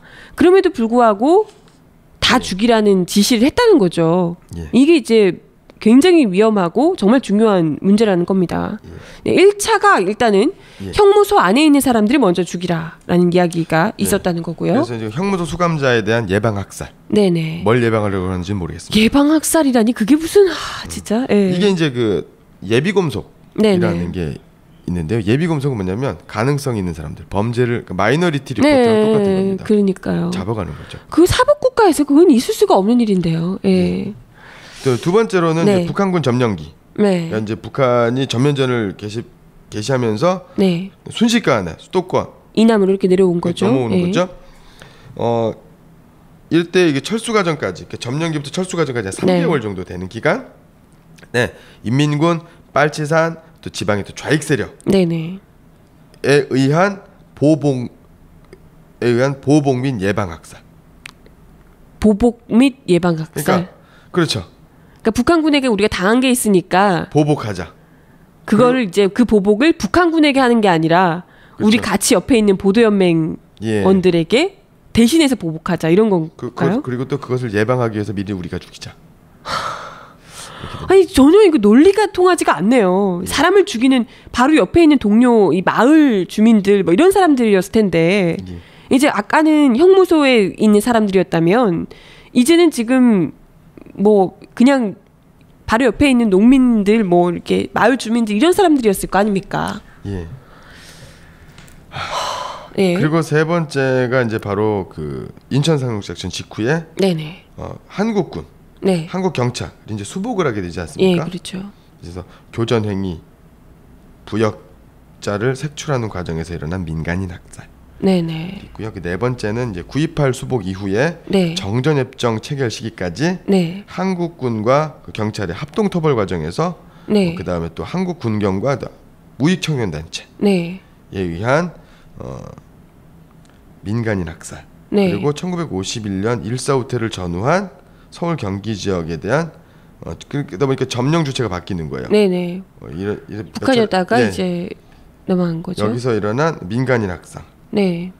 뭐 이런 것들. 네. 그러니까 이런 식의 최대 피해자는 북한군의 폭격, 네. 북한군의 총알, 남한 그 대한민국 국군의 총알, 네. 미군의 사격, 네. 포격 이런 거로 죽은 사람보다 이렇게 죽은 사람이 굉장히 많다는 거예요. 네. 그것도 이제 아무 생각 없이 혹은 아까 보도연맹이 어떻게 가입됐는지를 이야기를 하셨는데 물론 이제 이게 직접적으로 좀 사회주의 활동이나 이런 변혁 활동을 하셨던 분들도 계시지만 이런 사람들이 그냥 뭐 알고 있는 사람을 불러서 혹은 뭐 얼떨결에 누구 주변 사람들 대라고 해서 이름을 댔다가 같이 명단에 올라간 사람들 역시도 그러한 민간 학살에 같이 포함이 돼서 죽었단 말이죠. 예. 물론 사회주의 활동을 했다고 해서 그런 사람들을 죽일 이 이유는 절대 없습니다. 죽일 예. 수 있는 명분은 없고요. 지금 뭐 거창 양민 학살이라든가 무슨 뭐 코발트 광산 학살이라든가 이런 건 굉장히 많아요. 그 코발트 광산 같은 거나 거창 양민 학살 같은 경우에는요. 그 청취자분들께서 그 제가 말씀드리기조차도 참혹한데 네네. 그 인터넷으로 검색해 보시면은 그 공중파에서 그것이 알고 싶다라든가 무슨 스페셜 이런 프로그램 특집 프로그램에서 만들었어요. 컨테이너에 수출용 컨테이너 그런 그 공사장에 컨테이너 있지 않습니까? 거기에 유골로만 꽉꽉 들어차 있습니다. 그게 다 희생자들이에요. 그게 이제 보도연맹 사건 중에 하나라는 거죠. 예. 그래서 그러면 형무소의 수감자들만 최대 2만 명 희생된 것으로 추정이 됩니다. 추정. 네. 이게 이제 두 가지 자료가 있는데요. 국민일보에서 2002년에 그 학살자, 형무소 학살자를 보면요. 부산교도소 414명, 대구교도소 1,100명, 그다음에 또 대구교도소 1,400명, 마산 1,600명, 대전교도소 1,800명, 6,469명이 있는데요. 그러니까 6,469명이 행방불명이 되는 거예요. 그다음에 이외에도 그 한국전쟁 전후 민간인 학살 진상규명 범국민위원회에서 실제로 그러니까 지금 제가 말씀드렸던 건 추정입니다. 이거 뭐냐면 행방불명이에요. 근데 여기서 지금 말씀드리는 것은 대전 형무소에서 약 3,500, 대구 형무소에서 약 3,500, 부산 형무소 약 4,000, 전주교도소 1,000명, 청주교도소 1,000명, 공주교도소 1,000명, 목포, 광주, 진주교도소 등에서 총 14,000여 명이 학살이 된 겁니다. 네. 지금 이게 들으시면 약간 좀 형무소에서 사람이 죽었다 이렇게 되니까 아니 뭐 범죄자들 위험한 사람이니까 형무소에 잡아놨지 않겠냐라고 또 생각하실 분들이 계실까봐 그때 당시에는 이분들이 무슨 범죄를 저질러서 그때 이제 잡혀갔던 게 아니라 그렇죠.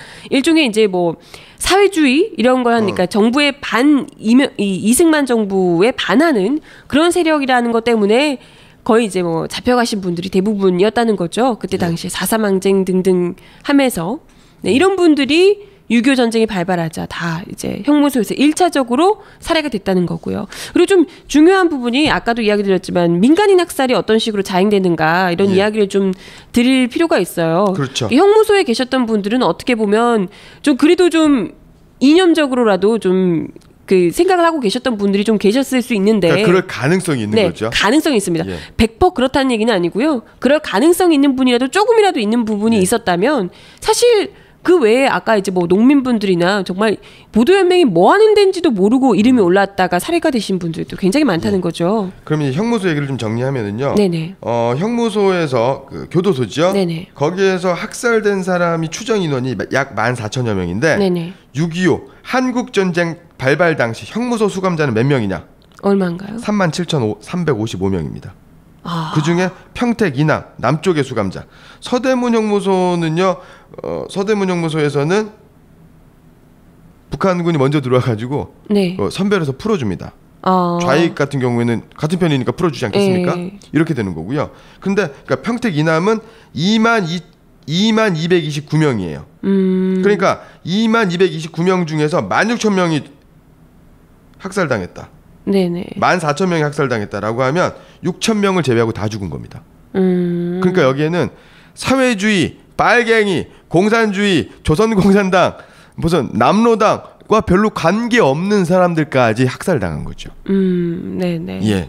아무튼 뭐 형무소에서 있었던 이야기는 이제 여기까지 하고요. 네. 그다음에 민간인 학살이 좀 어떤 시기였는지 사실 그게 또 중요한 부분이라서 아무런 죄 없는 민간인들이 어떻게 학살이 됐는지를 좀 구체적으로 이야기를 해주시면 좋을 것 같아요. 이게 이제 1차가 형무소에서 이뤄졌던 부분이라고 하셨고 이제 2차, 3차, 4차가 주로 이제 민간인 학살 부분이었는데요. 이 부분을 좀 설명해 주시죠. 예. 그 대한민국 정부는 6월 25일 오후 2시부터 3시 15분까지 이승만 대통령 주재로 경무대, 지금은 이제 청와대 같은 데있죠. 그 긴급 강요 회의를 국무회의를 소집합니다. 그런데 내무부 치안국장은 6월 25일 오후 2시 25분 보련원 그 보도연맹 연맹원들에 대한 즉시 구속 명령을 하달합니다. 네. 정부의 결정이 있기 전에 아까 말씀드렸던 예비 검속이 일어난 거죠. 네. 아 이게 누가 하신 거라고요? 누가 한 거라고요? 내무부 치안국장이. 내안부 치안국장이 그러니까 이때 당시가 지금 시기적으로는 6.25 한국 전쟁이 발발한 그날. 발발한 당일 날요. 예. 그날 낮에. 했는데 가기가 소집이 돼서 대책을 마련을 할 때 대책이 마련이 되기도 전에 결정사항이 나기도 전에 내무부 치안국장은 보도연맹원에 대한 즉시 구속 명령을 하달을 하게 되는 거죠. 구속을 하라 전부 다 33만이나 되는 그러니까 보도연맹원을 예비 검속을 하라. 즉 정부의 결정, 국무회의의 결정, 가기의 결정사항이 발표되기도 전에 6월 25일 예비 검속이 단행된 거고요. 6월 25일, 6월 29일, 6월 30일, 7월 11일 등 확인된 것만 최소 4차례입니다. 그래서 요시차린. 그러니까 이제 일제강점기로 얘기하면 불량선인 정도 되겠죠.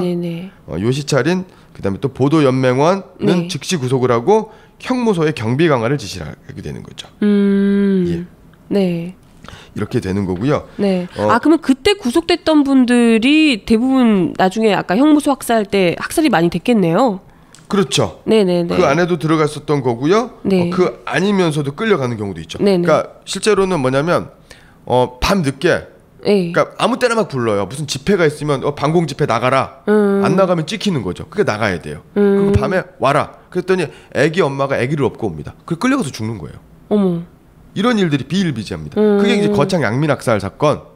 거창 양민학살 사건은 또 어떤 건지. 예, 그거는 얘기가 좀 깁니다. 네. 예, 그래서 지금 민간 일학살에 대해서 제가 다시 한번 말씀을 드리도록 하겠습니다. 네, 그러니까 사례들이 좀 큰 사건들을 또 우리 애청자분들이 뭐 보도연맹 사건이라고 전체적으로는 좀 아실 수 있지만 어떠한 사례들이 있었는지를 좀 얘기를 해주시면 좋을 것 같아요. 사례별로. 예, 네. 알겠습니다. 2번. 보도연맹은 좌익 전향자를 보호하고 지도함으로써 과거 좌익 활동에 가담했던 죄를 씻어주고 온전한 국민으로 만들겠다는 목적을 표방하였다. 유태인 학살만큼이나 참혹했던 한국 전쟁 전후 시기의 보도연맹 사건은 10만 명에서 30만 명에 이르는 무고한 양민이 집단 학살당한 대학살 사건임에도 불구하고 오늘날까지 제대로 된 진상조사조차 이루어지지 않고 있다. 다음 중 보도연맹에 가입하지 않은 사람은 누군지 고르시오. 보기 1. 향수의 시인 정지용 2. 3대 작가 염상섭 3. 소나기의 황순원 4. 천변풍경의 박태원 5. 혈서 전문가 박정희. 네, 그러면 구체적으로 좀 양민학살의 사례 뭐 여러 가지 사례들이 있겠지만 좀 큼직큼직한 사건들을 좀 먼저 얘기를 해주시면 좋을 것 같아요. 먼저 그 경상북도 경산 코발트 광산 학살 사건. 이 그 경산의 코발트 광산은요. 경북 경상시 그 평산동에 위치한 것이고요. 여기 수평갱도하고 수직갱도, 그러니까 땅굴이 코발트를 캐기 위해서 갱도가 수직과 수평으로 이어져 있는데 거기 다 몰아놓고 학살이 이루어진 겁니다. 이게 근데 마을 주민들이 끌려가서 학살이 된 건가요? 그러니까 이 사건에 희생된 사람들은요, 크게는 이제 대구 영무소, 그다음에 또 부산 영무소, 수감자, 그리고 보도연맹원. 그러니까 형무소 수감자하고 보도연맹원 두 부류로 나누는데 대구 영무소하고 부산 영무소는 그 뭐 대구 경북 지역, 부산 경남 지역의 어떤 그 재소자들일 거고요. 보도연맹원은 경산 주변의 사람들이겠죠. 민간인, 양민이겠죠. 그런 분들 다짜고짜 그냥 끌려가서. 1960년에 이루어진 대한민국 4대 국회에서 국회 양민학살 특위에서 조사를 합니다. 그때 대구 영무소 재소자 1,402명이 7월달에 학살이 됩니다. 그 다음에 대구 영무소에서 부산 영무소로 이감된 곳으로 기록된 1,404명 중에서 1,172명의 명단이 부산 영무소 재소자 명단하고 일치하지 않아요. 그래서 이 사람들도 학살된 것으로 추정이 됩니다. 근데 이 사람들이 다 이제 이때 당시 코발트 공장, 코발트 광산, 묻혔을 것으로 추정이 된다는. 유해가 발굴이 됐어요 지금. 그래요? 이게 50년대. 50년도에 1950년 7월 20일 날부터 9월 20일까지니까 지금 그러니까 9월 20일이면은 그 유엔군의 그 인천 상륙작전, 메가드 인천 상륙작전 전후식이거든요. 그렇지 않습니까? 그러다 보니까 그 7월달 정도 되면은 그 낙동강 전선이 형성됐을 때고 수세에 몰렸을 때고, 그다음에 또 그 학살이 끝날 때 시점이 바로 이제 인천 상륙작전, 그래서 서울 수복이 됐었던 시기 이런 게 보시면 되는 거고요. 그리고 1950년 당시 경산, 청도, 영천, 창녕, 밀양 지역의 그 지역, 그 인근 지역의 보도연맹원들이 한국전쟁 직후에 예비검속으로 구속이 됩니다. 그리고 거기에 학살된 것으로 추정되는 거죠. 아까 이제 그 명단에 없었다라고 말씀드렸던 거. 근데 이런 분들 같은 경우에는 특히나 아까도 이야기하셨지만 이게 대체 뭔지도 잘 모르고 가입이 되셨던 분들이 많을 거란 말이죠. 이런 지역에 계시는 분들이. 이런 겁니다. 대구하고 경북 같은 경우에는 건주의 활동이 대단히 활발했었던 지역이고 대단히 진보적이고 왜냐하면 그 동네 대구 경북 같은 경우에는 그 양반의 어떤 유학 선비 정신이 강한 동네입니다. 그래서 그쪽에 많은 독립운동가들이 헌신적으로 목숨과 재산을 모든 걸 바쳐서 독립운동을 했었던 거예요. 그러니까 일제에 대한 저항의식이 굉장히 강합니다. 그러다 보니까 일제를 몰아내고 새로운 세상의 건설에 대한 욕망, 즉 네. 사회 변혁의 요구가 되게 대단히 많았다라는 거죠. 네. 그러니까 건국준비위원회라든가 이런 데 되게 대단히 많이 자발적으로 네. 참여하게 되고 그런데 이것이 또 빨갱이로 몰리고 보도연맹으로 되니까 내 아들이 예를 들어서 보도연맹원의 혐의를 받고 있어. 그러면 내가 가입을 하는 거죠. 엄마가 같이. 그래서 우리 그런 사람 아니야. 그러니까 자진납세를 하는 거예요. 이렇게. 네. 그런 게 아니다라는 식으로 그렇죠. 이제 한 건데. 그러니까 집회나 반공 집회도 열성적으로 나가고. 세상에. 근데 그랬던 분들이 오히려 예. 보도연맹원이라고 해서 예. 어느 날 갑자기 끌려가서 그러니까 이 사례들을 보면요. 이때 당시에 이제 학살을 당했던 분들의 이제 유가족이나 혹은 옆에 이제 뭐 계셨던 분들 이런 분들의 얘기를 들으면 정말 다짜고짜 끌려가서 죽고 뭐 예. 이런 경우들이 굉장히 많다고 오늘 밤에 하더라고요. 몇 시까지 마당으로 나오시오. 네. 나오는 거예요. 그럼 네. 가는 겁니다. 그냥 끌려가고. 예. 심지어는 그나마 총살시키는 것은 네. 그나마 점잖은 방법이고요. 일본 그 일제시대 경찰 출신들, 네. 일본 순사 출신들은 일본도로 참수를 합니다. 그래서 그 참수한 예. 시신이 네, 그 네. 전라도와 경상도 해안 지방에서 그런 그 학살 사건이 일어났을 때는요. 밀물 썰물 그 조류를 타고 대마도까지 가가지고 머리 없는 시신들이 그래서 일본 신문에 대서특필 보고 항의를 받은 적도 있고 막 그럽니다. 어머나 세상에. 그러니까 얼마나 많은 수를 그때 학살을 했으면. 그러니까 이 그 경산의 코발트 광산 학살에서는요 정부 추산만 2,000명, 네. 유가족 추산 3,500여 명이 학살당했습니다. 그래서 이게 50년, 60년 동안 얘기를 하면 빨갱이가 되는 거예요.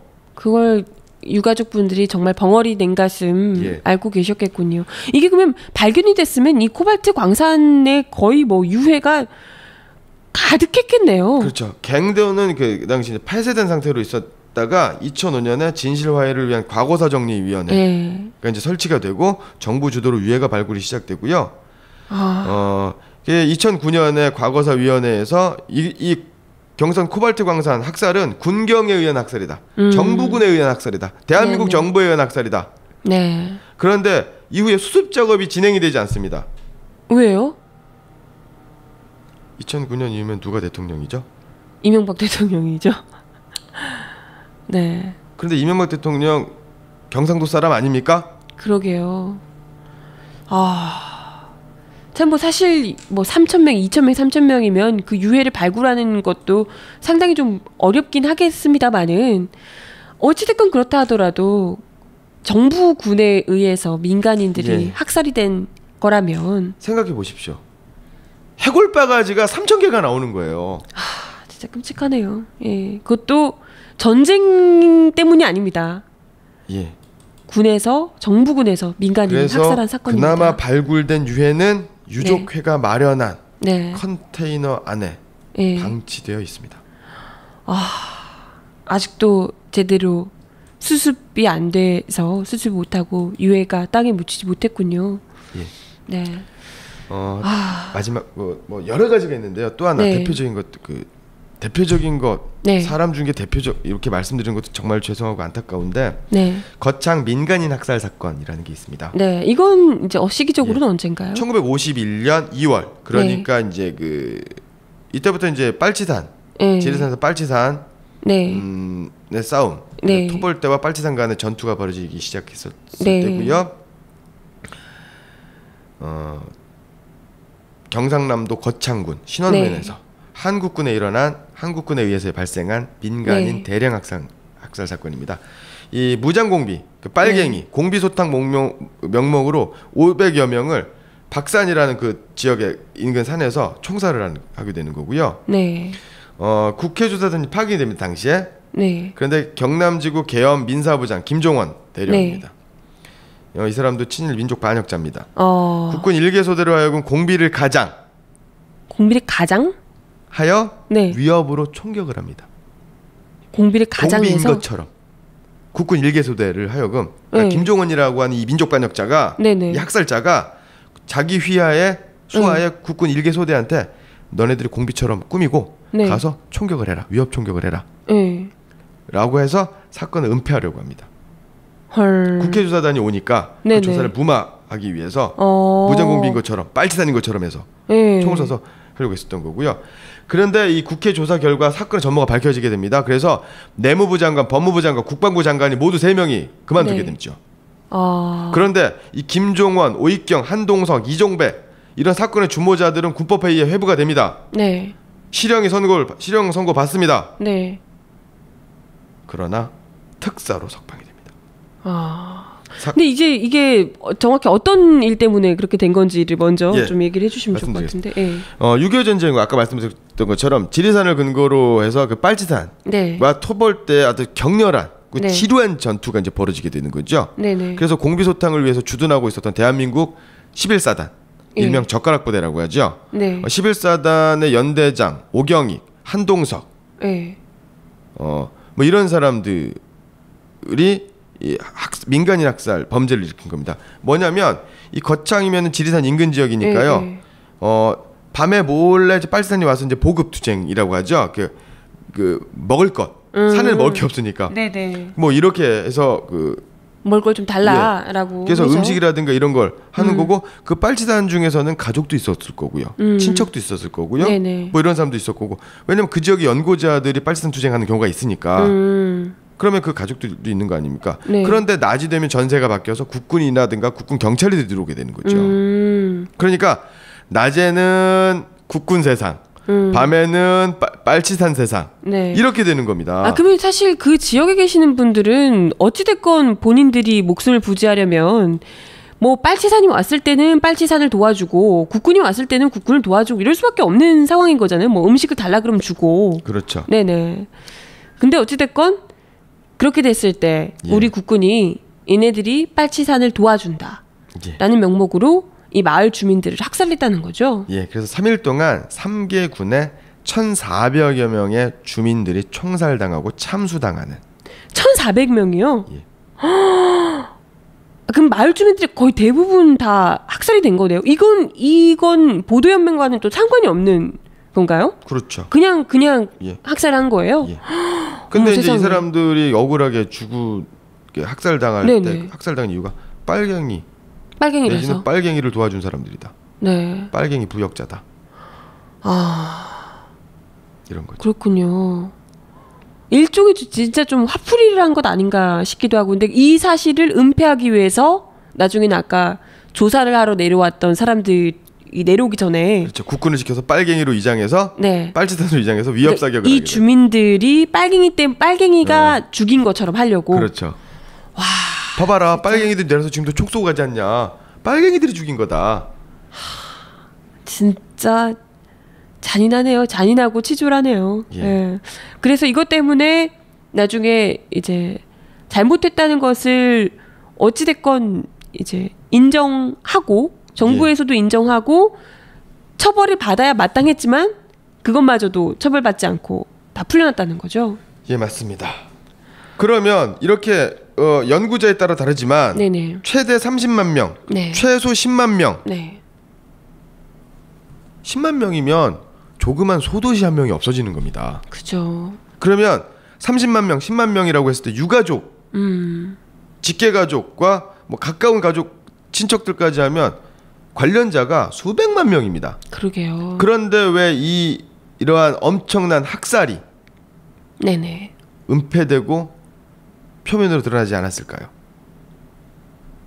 그걸 또 계기로 한 공안몰이가 또 있었겠죠. 학살을 일으킨 사람이 이승만이라면 그것을 허가하고 그것을 알고 있었던 것이 미군이라면 미군도 알고 있었고 이승만이 지시했거나 암묵적으로 동의가 있었다라는 것도 지금 정보보고서라든가 이런 자료로 지금 속속 드러나고 있습니다.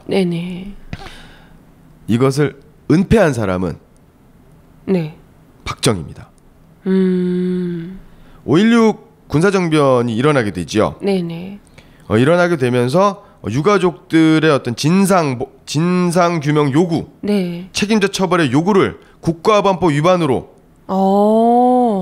모두 구속을 시킵니다. 아, 정말요? 그리고 관련된 자료를 모두 파기할 것을 명령했습니다. 박정희가. 사실 그 이승만 정부나 그리고 박정희 역시도 마찬가지로 공안몰이를 하는 것이 정권을 유지하는 거의 유일한 방법이었기 때문에 그 역시도 이러한 그 보도연맹 사건 같은 일종의 그 공안몰이를 유리하게 써먹은 거죠. 중요한 도구로, 소중한 도구로. 예. 제가 그 알고 있는 다큐멘터리 영화 중에 레드툼이라고 있는데요. 예. 이게 또 보도연맹 사건을 다룬 것으로 제가 알고 있거든요. 예. 다큐멘터리인데 보도연맹과 관련해서 희생된 피의자 유족들의 인터뷰를 다룬 영화로 영화제에서 상도 받고 뭐 이런 다큐멘터리로 알고 있습니다. 한번 찾아보시면 좋을 것 같아요. 레드툼이 뭐 빨갱이 무덤이라는 뜻이라고 하더라고요. 그래서 아주 적나라하게 이 유족분들이 증언을 하시건데 아직까지도 그 긴 시간 동안 그러한 아픔을 갖고 있으면서도 계속해서 공안몰이를 이승만 정부가 지나고서도 6.25 전쟁이 다 끝나고서도 박정희 정권 이런 독재 정권 그리고 군사 정권을 지나면서 계속해서 공안몰이를 당하면서 그 벙어린 냉가슴 그 상처를 제대로 드러내지도 못했다는 거죠. 예, 네, 맞습니다. 여전히 그 상처를 가지고 또 얘기했다가 또 학살이 일어날까봐 또 두렵다. 여전히 두려워하고 계시는 분들 이야기를 들으실 수 있습니다. 네. 박정희가 그 5.16 군사반란을 일으켜서 5.16 군사반란 주동자들에 의해서 거창 아까 말씀드린 거창 학살 사건, 네. 제주도 여러 곳에서 피학살자, 학살당한 사람들의 합동 묘소가 파헤쳐지고 비석이 깔아 뭉개지고 네. 유족 회원들이 잡혀갔죠.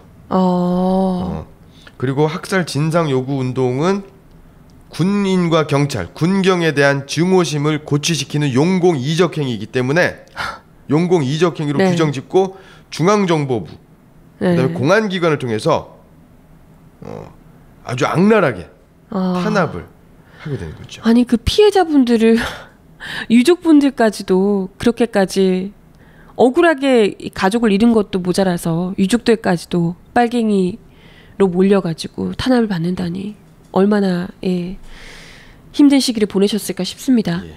네.